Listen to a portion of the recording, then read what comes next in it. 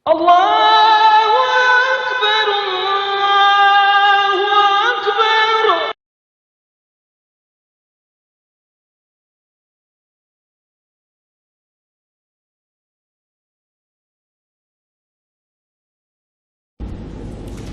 أعوذ بالله من الشيطان الرجيم. بسم الله الرحمن الرحيم.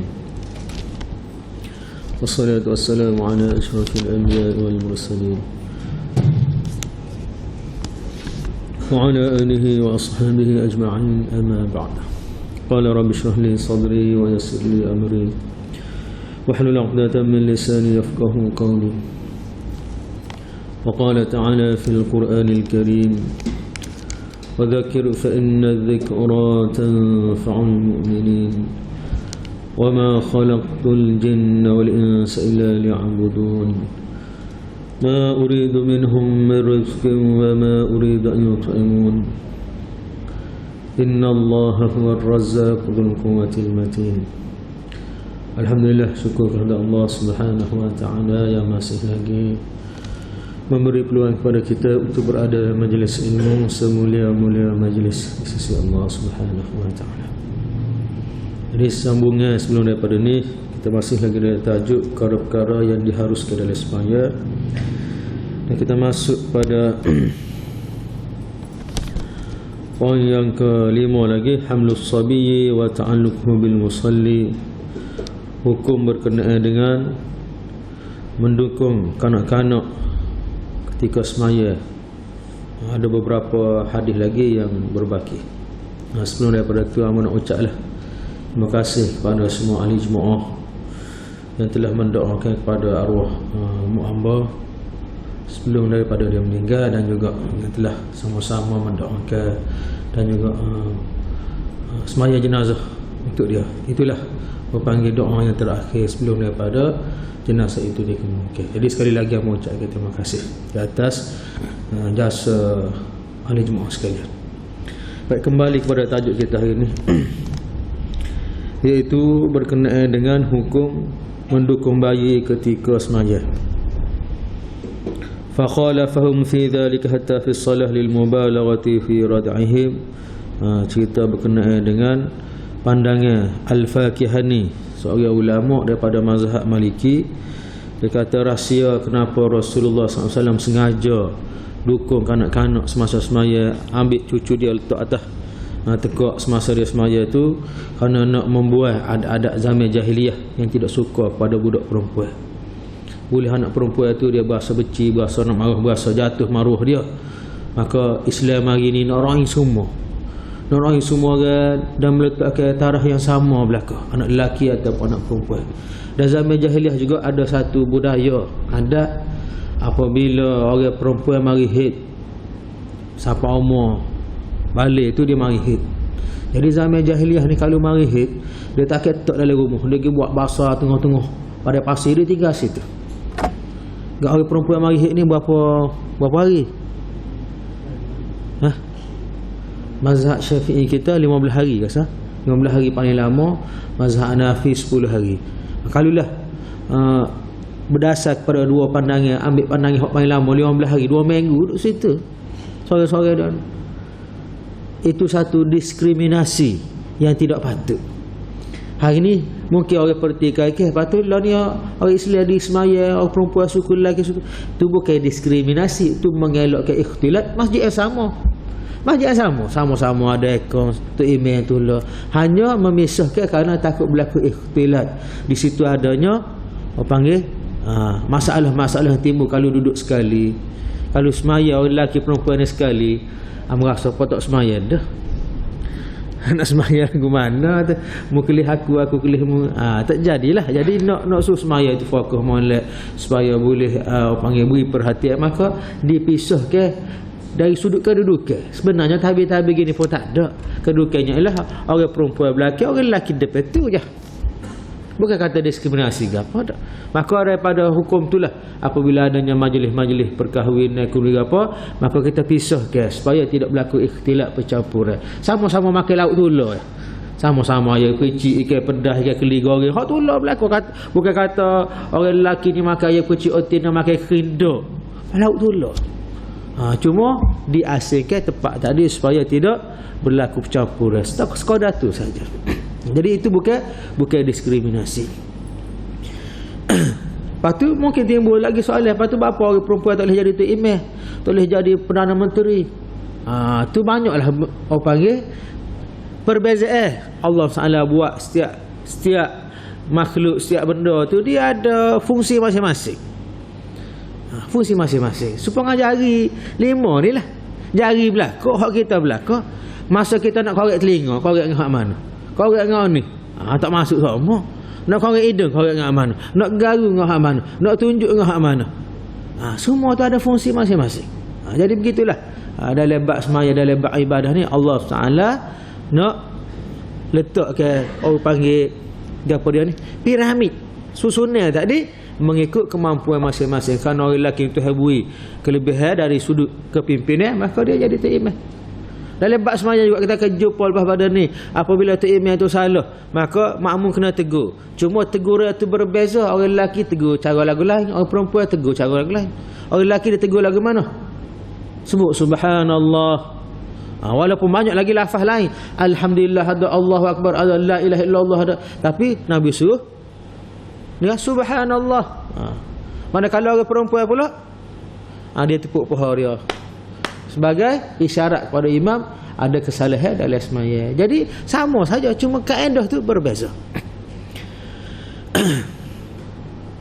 Baik, seterusnya Imam Faqih ni kata rahsia kenapa Rasulullah SAW sengaja bawa anak cucu tadi dalam semaya, dukung letak atas kod semaya untuk membuat adat-adat zaman jahiliyah dengan perbuatan Nabi buat sendiri. Hak Nabi royak tu royak dah, kena tinggal amalan-amalan jahiliyah, maka Nabi perkuatkan lagi perkara tersebut dengan dalam semaya pun Nabi bawa anak perempuan tadi letak di atas kod masa semaya.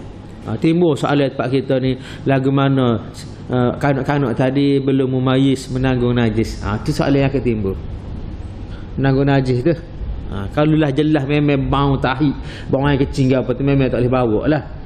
Pastikan dia tu dalam keadaan bersih. Lepas timbul pula soalan, lepas dia tu tak jauhi lagi ada orang Kelantan panggil kulut, ada najis di kawasan kemaluan dia, padahal perut dia tak ada najis. Kalau nak kira najis gitu kat dalam perut kita pun ada najis, tak semaya best kita. Hak duduk dalam tu dimaafkan, yang tidak dimaafkan hak duduk luar. Apabila tubik tu tak boleh maaf lah. Jadi hak duduk dalam tu dimaafkan. Ada juga jawapan kata orang Arab ni dia jauh yak kecek lagi. Betul lah, jauh yak kecek, tetapi budak ke lagu mana? Jadi selama mana tidak ada najis tu yang zahir, yang jelas, maka pandangan-pandangan berdasar pada hadis tadi mengharuskan bawa anak tadi dalam semaya.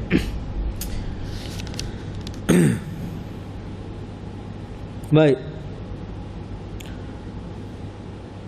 Daripada Abdullah bin Shaddad, daripada ayahnya katanya Rasulullah SAW keluar pada kami pada salah satu semaya Asyi, semaya Asyi. Semaya Asyi ini sama ada zuhur ataupun asar. Wa huwa hamilu, dalam keadaan dia membawa Hasan atau Husain. Jadi perawi ni syak siapakah yang dibawa tadi, sebab cucu hok dekat dengan Rasulullah SAW dua orang inilah Hasan ataupun Husain. Tak lebih kurang ya umur ni. Nak sebaya di antara Hasan dengan Husain. Fataqaddama Nabi, lalu Nabi pun pergilah ke hadapan untuk semaya, fawada'ahu, maka dia meletakkan salah seorang cucu dia saat ni, thumma kabbara, kemudian dia bertakbir untuk semaya, fasalla, dia pun semaya. Fasajada baina zuhrai, lalu dia pun sujud di antara zuhrai salatihi sajdatan, di antara semayanya itu satu sujud, atalaha, Nabi pun memanjangkan sujud. Sujud tu lama. Okey, kalau rukuk lama makmum boleh kelih lagi. Kalau diri lama makmum boleh kelih. Apabila sujud makmum nak kelih lagu mana? Tak nampak dah. Cakap nak pusing gitu kepala. Bagaimana? Jadi dengan suara saja, dengan suara Allahu Akbar, bangun daripada sujud. Masa sujud tu bahasa lama tak bunyi-bunyi Allahu Akbar. Agak-agak lagu mana? Sebab itulah kita kena belajar kaedah semaya ni, khususnya apa jadi tok imam. Contohnya kita tengok masa kita sujud, kita batal semaya. Bunyi seh bunyi. Kita suara bunyi, orang lain tak bunyi. Kita batal semaya. Kalau kita tubik nyok-nyok gitu tak ada oyak gapo. Katalah hak belakang ni tak khabar tok imam tu batal semaya. Duk urut sujud situ. Guano lama. Kak ngah setengah jam. Pas nak buat lagu mana tok imam kalau dia batal masa tu? Dia kena cuik hak belakang tu, ya, tolong ganti hamba. Dia tak apa, dia kecek muka dia. Batal dah. Tolong ganti hamba batal semaya. Cuiklah. Kalau ayat gitu, badi harap. Tak cuik aku. Tak cuik aku, duduk cokoh gitu belaka. Maka kita salah sorry itu. Sebab itulah Nabi sebut kaedah semaya ni, apabila semaya Jumaat, liyani minkum ulin nuha, hendaklah duduk belakang aku ni orang hak pandai-pandai, hak boleh ganti jadi tu imam. Dah kena hak tak pandai belakang tu, masa tu duduk tengah sujud, tu imam cuik hang ganti hamba, hang nak giran dalam depan tu. Gitu kau, pekura gitu kau, nak nopak kau hang lagu mana? Hang nak pergi lagu mana? Masa tu duduk sujud, tak imam kata ganti hamba. Nak pergi lagu mana? Gitu ke? Ngak. Bangunlah sebentar. Tak apalah. Ni sebab tu kita ngaji perkara yang diharuskan dalam semaya. Kena ngajilah bab ni. Sebab kadang-kadang berlaku. Maka dia kena bangun, pergi depan. Katalah dia berpegang dengan mazhab Syafi'i. Dia bangun tu kan, gerak 2 langkah sudahlah. Dah 2 langkah pula, pas dia potong sujud, sambung untuk imam tadi. Allahu akbar, barulah makmum ikut. Lepas tu gelanggang tengah ni, bakat-bakat penuh lah. Hak belakang mari depan, hak tepi kas nak ni ikutlah. Yang penting soh yang kosong tadi dipenuhkan. Itu pentingnya.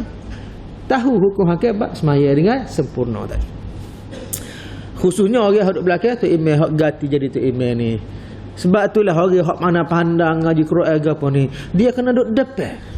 Jangan duduk ujung-ujung, payah jadi. Kalau kata imam batal nak mari kona pula, satu masalah. Dia kena duduk belakang. Jadi kaedah pengganti ni mesti duduk dekat sama. Naib ni kena duduk sekali dengan ketua. Ni Johor, ni naik Johor. Anu duduk tepi. Ni pengurusi, ni naik pengurusi. Naik ni maksudnya pengganti. Pengganti dia kena duduk sekali. Jadi walaupun tidak bergaji, walaupun tidak diberi jawatan khusus, tapi kerana ilmu yang Tuhan beri pada, ilmu tu satu tanggungjawab. Jangan kita Tuhan beri ilmu pandai kita duduk nusuk alik tu nusuk. Apabila ilmu tadi nak diamalkan, dan kita kena pergi, kalau kita tak guna ilmu tadi, Tuhan akan tanya saya. Kita akan jumpa hadis-hadis berkenaan dengan orang yang ilmu banyak tapi dia tidak beramal dengan ilmu dia. Bahkan dia buat canggah dengan ilmu dia. Maka dalam neraka esok tu hari bubuh nunggu. Bubuh ikat tali tekuk. Orang hak tidak tahu ilmu tu tak menunggu. Bakal gitu ya. Maka orang jahil tanya, "Bapa ni tu ustaz tu lebar ni, ada nunggu ada tali ni lekat sini." Dia sedih jawab, dia kata aku belajar saja tapi aku tidak beramal dengan ilmu aku, bahkan aku buat yang bercangguh dengan ilmu aku. Ini tanggungjawab. Kita kena ingat esok. Orang ingat tanggungjawab ni ke? Dia berasa salah kalau dia tidak melaksanakan tanggungjawab tadi. Kena berasa apabila diberi satu jawatan sebagai tok bila atau tok imam atau apa saja jawatan sekalipun, jangan sekali-kali kita lari, jangan. Kerana lari itu satu kena dah. Atas dunia tu hina. Orang tu acara dah ke kita. Tak ada jasa ke apa pun. Yang keduanya hina di hari akhirat esok. Jangan hina pula. Maka segala jawatan tadi kita pikul, kita buat sekadar yang termampu. Semampu yang mungkin. Sebagaimana orang Arab sebut, mala yudraku kullu la yudraku kullu. Benda tak boleh buat semua, jangan tinggal semua, buat sekadar yang kita mampu. Dah orang latih kita jadi tok bila. Kita best kat kita boleh lah. Ada seorang ni, orang latih dia jadi tok bila. Orang lain tak usah belaka. Dia best. Hayya 'ala syalah. Syah. Ada ke syah? Tak ada. Hayya 'ala syak. Tapi tak cakap tegur duk syah situ. Hayya 'ala syalah. Lepas tu orang kata apa dia membagi? Dia kata hamba boleh gitu. Nak jadi suak talib. Dah lidah ni kerah kekong kan. Syah situ. Dia kata kalau dia mau berasa tak puas hati, berasa tak kena, demo lah naik dia kata. Demo lah. Tak sih belaka. Jadi itu pentingnya. Pentingnya apabila seorang itu diberi ilmu kepandaian. Gak orang ni Tuhan berbeza. Ada orang pandang ngajar. Jadi tu imam berasa tak boleh. Ada orang best dak. Supaya dengan bem Makkah dak. Tapi suruh jadi tu imam. Tak boleh. Dia kepandaian berbeza. Ada orang boleh belaka, boleh lah. Ada orang tak boleh belaka. Tak boleh belaka. Bel pun tak boleh, komak pun tak boleh. Tapi buat kedai kopi boleh. Buat kedai kopi. Kepandaian yang berbeza. Jadi kalaulah Tuhan dah lebat kepandaian agama, kau kena anggap itu adalah satu tanggungjawab yang mesti kita laksanakan.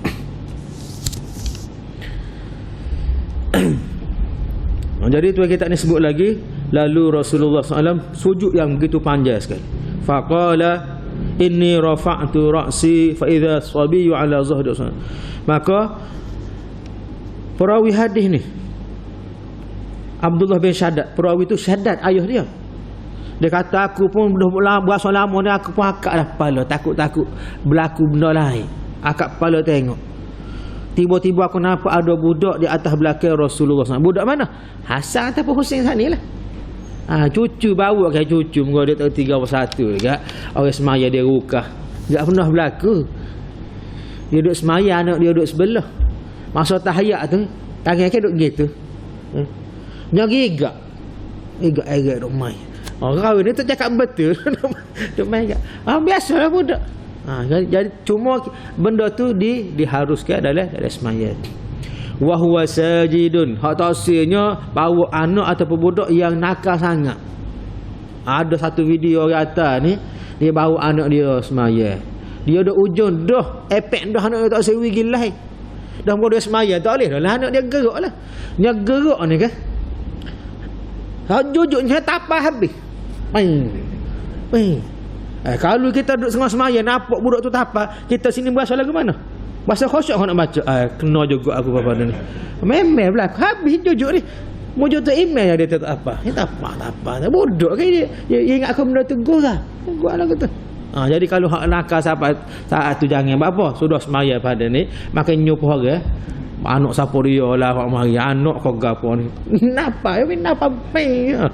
Dua semaya. Jadi hak nakal sangat kita pastikan jangan mari masjid. Kita didik molek biar dia jauh, biar dia dengar kata, barulah kita mari ke masjid. Bukan setakat dia gurah, hilang sukul, biar kuat tu tak apa. Tapi siapa mereka mengganggu semaya, waktu dia boleh merosakkan suasana khusyuk semaya tadi. Itu tak sah.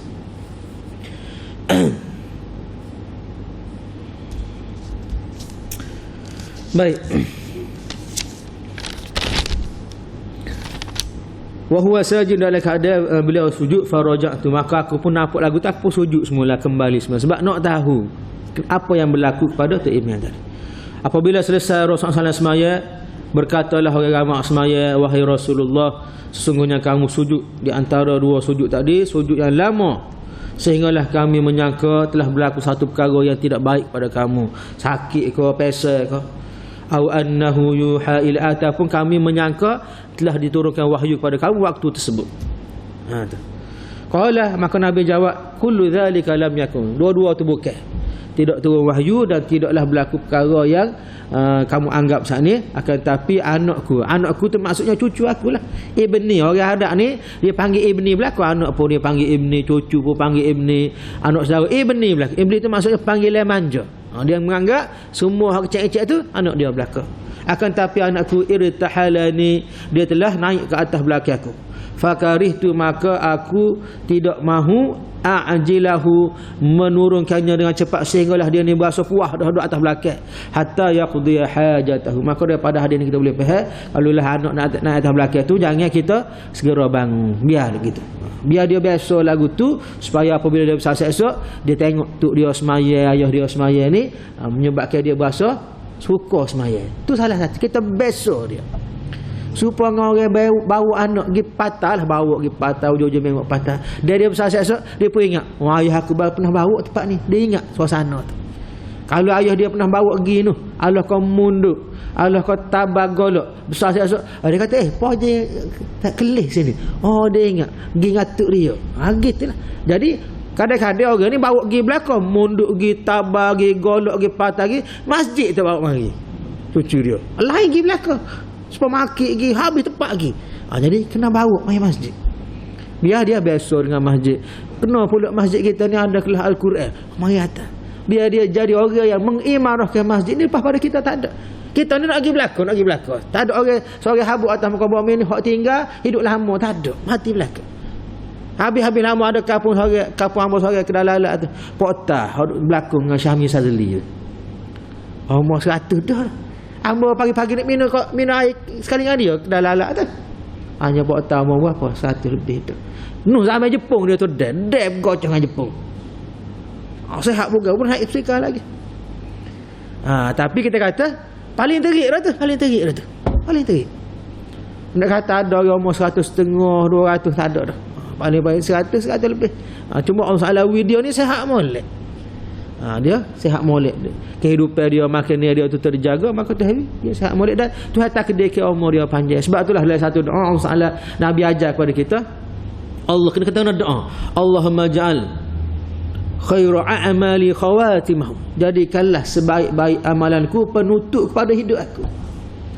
Lagu mana nak jadi sebaik-baik amalan kepada penutup tu? Masa kita hidup tu kita buat molek dah. Sebab masa mati itulah benda tu akan mari masa kita dekat nak mati.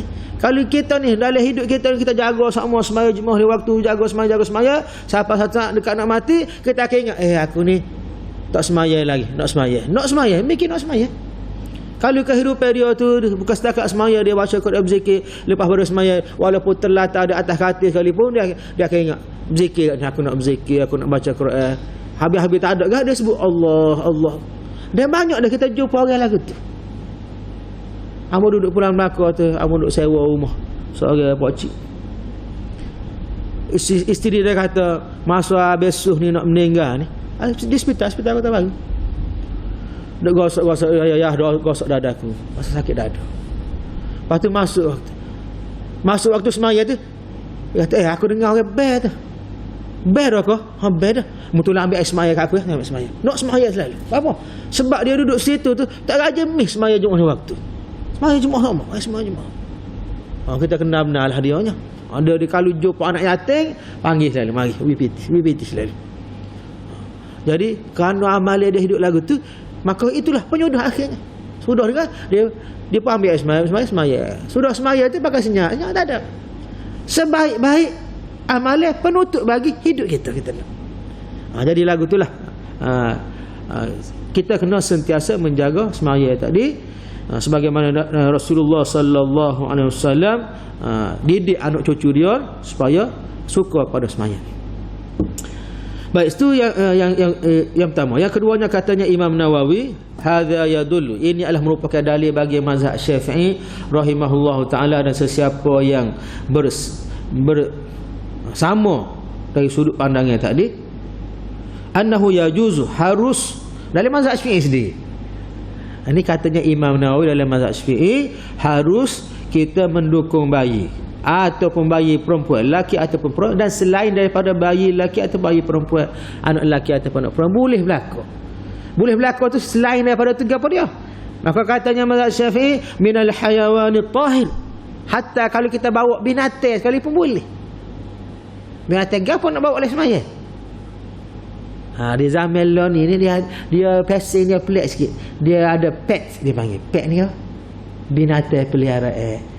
Kita masa budak-budak dulu kita perah kat ikan pela, ayam, buah puyuh, serati. Tu mana budak-budak zaman dulu lah, burung mak candik gitulah, putih. Allah ni dak dah apa? Lah ni dia perah kat apa? Sugar glider. Dia sugar glider bukan gula tu.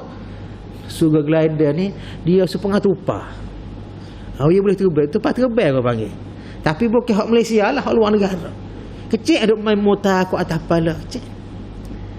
Jadi haiwan tu kotor ke bersih. Syarat dia at-tahir, bersih, maksudnya tak ada najis. Jadi haiwan tadi boleh kita buat pergi semaya. Dia main atas kita, Allahu akbar. Boleh. Dengan syarat pula, syarat haiwan tadi tidak ganggu orang lain. Kita saja tak apalah main motor sini, melompat atas lain, Allahu akbar. Kejut juga main menampak lagu tu. Kena orang tua pakai sakit jatuh, pakai tanduk selalu. Latah. Jadi bunuhlah semaya. Kalau binatang tidak mengganggu, bersih dan tidak mengganggu, boleh bawa. Pakai apa dia lagi hak orang lain ni perah. Pelik. Ular sawa dia perah. Ular sawa albino tok atas tekuk. Sini mari. Besar pula di Filipina. Besar. Separuh dia ni ada, dia perah. Dia makan. Ya kecil ni perah. Dia tengok yang kecil dia kenal tu dia tak kena. Tapi kat bawa tu pergi semaya, orang tak semaya tepi kita. Bersih, orang kata ada najis ke apa. Tapi dia boleh mengganggu. Jangan. Kalau kita semaya seorang tak apa. Pakai apa dia lagi? Kalau orang Arab dia perah tu, dia perah burung helang. Burung helang, burung. Maka kalaulah tidak ada najis ke apa di kaki dia, di paruh dia, maka boleh kita letak atas bahu kita semaya sekali kita boleh. Apa sahaja jenis burung.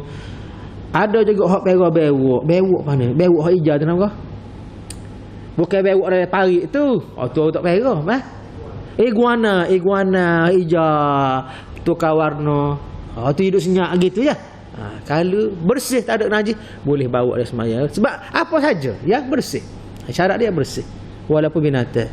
Kura perah juga kera perah macam-macam. Dia ada kera hak kecil. Saya tak tangan. Kera apa dia panggil? Brazil dia masa. Kera tu kecil. Saya tak tangan. Bawa. Benda tu harus dalam semaya. Syarat je at-tahir mesti bersih suci.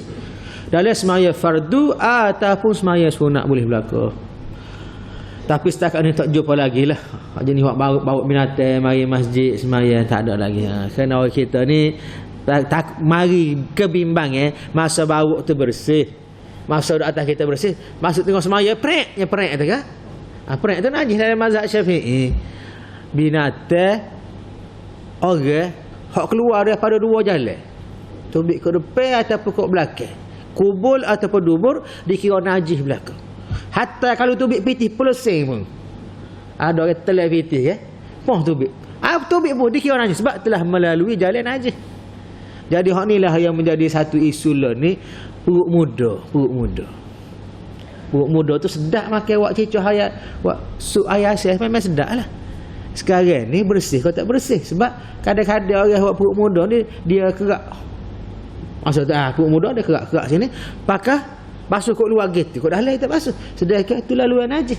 Kita kata apa tak basuh? Dia kata basuh ni tak sedap dia kata. Hilang sedap-sedap dia kata. Gapo dia sedap dia? Gapo dia sedap dia? Laluan najis. Moga dia ada tepat-tepat ke tak lalu lagi. Dia bererok dah ke pahak ni pun turun, belum pada hak ni turun, jadi kosong lah situ. Sebenarnya supaya tolong yang belakangnya. Kalau nak so jadi perut muda, cucu air belakang jadi muda belakang lah. Situ dia tak cucu. Sebab itulah kena berhati walaupun beli perut muda, biarlah tak sedap sikit pun, yang penting benda tu kita yakin bersih dari luar dan juga dalam. Sebab jenis-jenis makan najis ni bukan ajaran Islam. Kalau di Cina ada tahi lembu tu dia makan. Allah kampung ada video. Dia kerak dia ambil perut tu hak tak ada basuh gapo. Sekali dengan tahi lembu hijau, puak yang makan gitu. Teras sekali nak tahu sedap kena. Kalau Hindu tu air kecil lembu dia minum air tahi lembu dia cuma tahi lembu tu dia buat kepuk. Tahi lembu tu dia puruh jemur kering bawa bulat goreng, buat kepuk jual ale paket. Dia panggil paper. Matajika paper. Kepuk tahi lembu. Modah tak ya, pakai lembu ya. Kok kering bulat goreng. Orang tanya kepuk apa ni? Kepuk perisa pandai kata ya. Warna hijau ke? Terang nak tahu jadi lagi mana. Tapi itulah dia Islam hari ni nak ajar kepada kebersihan. Kita mula-mula kita buka kitab fiqh ni bab taharah dulu. Bab bersuci dulu, biar bersih belaka pakaian bersih, tubuh bersih, gigi bersih luar dan dalam. Nak ayatnya betapa telitinya ajaran Islam, ajar kebersihan dulu. Lepas tu bab jihad duk belakang sekali. Mu nak berjihad lagu mana kalau sembahyang mu tak betul, kalau kebersihan tak betul, macam mana mu nak berjihad? Mu kena bersih dulu. Bersih hati, bersih luar, bersih ibadah kamu bersih. Lagu tu Islam ajar. Jadi apabila kita tolak Islam, maka dia akan membawa kepada tidak bersih. Walaupun nampak zahirnya bersih, sebenarnya dia sudah terdedah kepada tidak bersih. Jadi katanya mazhab Syafi'i boleh bawa apa sahaja binatang dalam semaya fardu ataupun semaya sunat, dan harus bagi demikian itu bagi imam dan juga makmum. Tu imam tu minat burung. Boleh bawa burung. Mari semaya Allah akbar, burung atas bahu. Atas kepala kau. Sah ke semaya? Sah semaya dia. Cuma takut makmum belakang gapo tu imam bawa hari ni. Punah semaya makmum. Sebab itulah kalau boleh kat benda-benda lagu ni minat setara mana pun jangan masuk dalam masjid. Takut tak punah semaya kita, punah semaya lain. Di Thailand nak semaya tu telefon kena lepas tak luar. Bawa telefon tak imam apa? Tak luar. Tak mana? Tak muka pintu. Bukan muka pintu ni, muka pintu luar. Semua tak situ belakang. Pakai lepak gitu pelakon. Boleh bawa tapi jangan masuk dalam masjid. Tak apalah masjid Pak dia tu tak ada orang curi. Pak kita terang tak dia kata siapa-siapa buat telefon tak situ. Sudah semaya sedih apa? iPhone 3000 dia kata. Tak ada. Jadi suasana. Tapi kalau lah nak bawa tak ada masalah. Kena pastikan dia tidak mengganggu semaya kita. Ambo bawa telefon ambo tak depan. Tapi ambo balik gini. Silent dah. Vibrate dia panggil, vibration. Getar dah. Tapi kita tak gini. Apa? Takut-takut masa semaya kalau tak gini, ada orang telefon, ada orang mesej. Tweet bunyi. Tidak bunyi. Nampak getar. Jadi boleh mengganggu juga tu. Jadi kita balik kau ni. Biarlah sudah semaya baru kita balik kau ni. Tak sewi, nampak gapo dia hop gerak dalam telefon tadi. Siapa dah hati kita kena jaga. Wa hamalahu ashabu Malik, dan mazhab Maliki menganggapnya Imam Malik radhiyallahu ta'ala boleh bawa budak les semaya tadi, dukung budak les semaya tu hanya semaya sunat sahaja, dan dia melarang daripada bawa budak dari semaya fardu. Masuk waktu dah kau. Bahasa sementara lah ni. Boleh sikit lagi deh. Sudah ni. Jadi itu pandangan kedua. Mazhab Syafi'i boleh berlaku. Semaya fardu boleh, semaya sunat boleh. Manakala mazhab Maliki dia kata hanya boleh dari semaya sunat, dari semaya fardu tak boleh. Wa hadha ta'wil fasid. Maka Imam tu kita ni jawab, dia kata pandangan Imam Malik tadi dia kata tak betul. Kenapa? Kerana disebut dalam hadis tadi ya ummun nas, Nabi itu mengimami orang ramai. Jadi tu imam tu maksudnya cakap tu imam semaya sunat, tu imam semaya fardu. Pas depan pula kita jumpa dah dia tadi sama ada semaya zuhur ataupun semaya asar. Nabi tu bik mari bawa cucu. Kalau semaya dari rumah tak ada orang tengok dah lah. Ni sahabat tadi tengok. Nabi tu bik bawa cucu tadi untuk jadi tu imam depan. Sarihun aw kasarih, jelas ataupun seperti nampak jelas fi annahu bahwasanya semaya itu adalah semaya fardu. Wa qad sabaqa anna dzalika, dan setelah terdahulu kana fi fardhilatus subhi, dalam hadis mula-mula 2 minggu lepas sebut Nabi bawa cucu dia hak perempuan namanya Umamah. Nama Umamah dalam semaya subuh. Nabi jadi imam semaya subuh bawa cucu yang perempuan nama Umamah. Dalam semaya zuhur ataupun asar tu bawa Hasan ataupun Husain. Jadi peristiwa tu bukan berlaku sekali, banyak kali berlaku. Kalau katalah benda tu khusus bagi Nabi, mungkin hanya berlaku sekali saja, tapi benda tu banyak kali berlaku dan Nabi semaya dengan orang ramai. Qala, dan dia kata lagi wada'a ba'dul malikiyah, sebahagian ulama mazhab Maliki mendakwa bahawasanya hadis ni telah dimansuhkan. So pandangan tu kita nak jawab belaka. Wa ba'duhum annahu khasun, ada pandangan kedua mengatakan hanya khusus bagi Nabi, dan pandangan kita mengatakan berlaku lagu tu kerana darurat, tak ada orang nak jaga budak tadi, Nabi terpaksa jaga budak, jaga anak cucu tadi bila-bila semaya. Tu kita nak jawab tiga-tiga tak ada, tak betul belaka, dia kata. Tak betul belaka. Kerana tidak ada dalil yang mengatakan darurat pun tak ada. Khusus pada Nabi pun tak ada. Kalau khusus bagi Nabi, apa Nabi semaya ramai-ramai dengan orang? Kena kata hadis itu mansuh, tidak ada dalil yang memansuhkan. Mesti kena ada Nabi royak hak ni tidak boleh, tak Nabi tak pernah kata pun. Jadi benda tu masih lagi disyariatkan, boleh dan berterusan sampailah kiamat. Ini pentingnya kita memahami sesuatu hadis berdasar kepada daripada orang panggil statusnya yang sebenar tadi. Bukan dalam keadaan mansuh, bukan dalam keadaan khusus bagi Nabi. Kerana ada benda-benda yang berlaku khusus bagi Nabi, Nabi larang orang lain buat. Contohnya berkahwin lebih daripada khasatan laka min dunil mu'minin, hanya khusus bagi kamu, tidak boleh bagi orang lain. Itu disebut dalam Al-Quran. Ada benda yang khusus bagi Nabi, Nabi akan sebut orang lain tak boleh buat. Tapi benda itu kalau boleh untuk ramai, Nabi tak pernah kata apa-apa. Siapa-siapa nak buat. Bahkan Nabi pernah tengok sahabat ni pakai duk igat dok. Duk igat dok. Kita ada dok ni dia ada 2 lubang, dia masuk kau ni, dia tubik kat tu.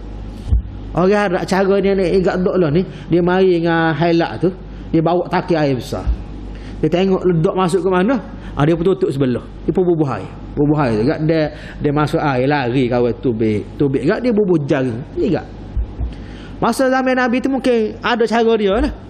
Pitah-pitah gigak dia tu gak nyos meleh. Biasa tengok tak eh. Biasa tengok tak. Pakistan banyak tak muka kawasan gurung kan? Banyak tak. Murah-murah yang jualnya. Saya ambil pergi di pasar Sadar tu beli limon neko. Balik sembelih. Kita tengok dia sembelih. Allah, pobewok sungguh. Belah siap-siap buai kulit ke apa, kata. Buat periksa. Pasal lagi orang hak kakak dalia tu dia goreng suku. Dia buat ubat, buat minyak. Dia pandai buat ubat. Bari ajak makan kita ni. Dasar biarlah. Tak boleh pergi. Ambo ni bukan kata dok sekati pun tak makan. Hati. Belut tak makan. Ada orang tawar kancing. Dia kata ustaz makan kancing. Makan awak mari. Ingat kau awak mari hok masuk dah. Dia awak mari hok lapuh kulit dah. Tak masuk lagi. Seko gitu. Tengok. Allah, kucing. Biar tak makan. Orang lain makan. Tak boleh lagi. Orang tawar nak makan arnak. Sebelah limon neko. Mari tengok. Dia lapuh dah buat bulu. Tak masuk lagi. Kalau dia masuk dah mungkin kita makan. Nampak sebab kucing tak pakai dak tak boleh nak makan, tak nak makan. Tak nak makan. Pas sudah tak nak makan. Jadi Rasulullah SAW duduk tengah higak duk ramai-ramai di sebelah. Siap dah masuk dah ya Rasulullah. Tawar. Rasulullah kata kami kaum yang tidak makan benda lagi ni. Orang Mekah tak makan.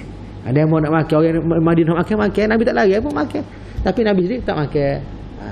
Jadi kalau benda tu tak boleh, mesti Nabi lari. Kalau benda tu boleh, maka Nabi hanya cukup memadai, tak kata gap sudah cukup.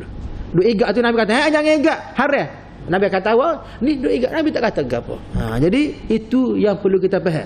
Apabila tidak ada dalil yang melarang, tidak ada yang memasukkan, maka kita kena terima benda tu. Walaupun kita tak buat sekalipun, kita kena terima benda tu dibolehkan. Supaya gini lah cerita bab isap rokok. Rokok. Kita tak suka, ambo sedih. Kalau orang isap rokok belakang kau depan, ambo buat gitu. Nak lari ambo sayang-sayang kita, boleh makan nasi, boleh minum air. Kau tak tahu gitu ya. Cuma dalam ngajar royak lah. Ngajar royak, hak mana lebih baik, mana tak lebih baik. Tapi kalau ada orang tak pernah kita kata, jangan isap rokok, tak pernah. Apa? Kerana kita tak suka setara mangkau selagi tidak ada dalil yang mengatakan tak boleh nak kata apa. Tak suka tapi dah ada dalil nak apa nak. Cuma kita ayat dari sudut kesihatan tak boleh hisap rokok sebab dia akan menyebabkan jadi nyakit bawah, jantung dan sebagainya. Apa pernah ayat kau tu hamba apa ayuh hisap rokok banyak ketemu sampai kena nyakit. Di kotak ni tulis gambar ni orang mati ni, orang mati. Jadi buruk apa. Pada ayat tengok kubur ramai tu. Hak mati hisap rokok belaka apa tu? Apa senyap gitu. Nak mana? Ayat lagi tu nasihat lah.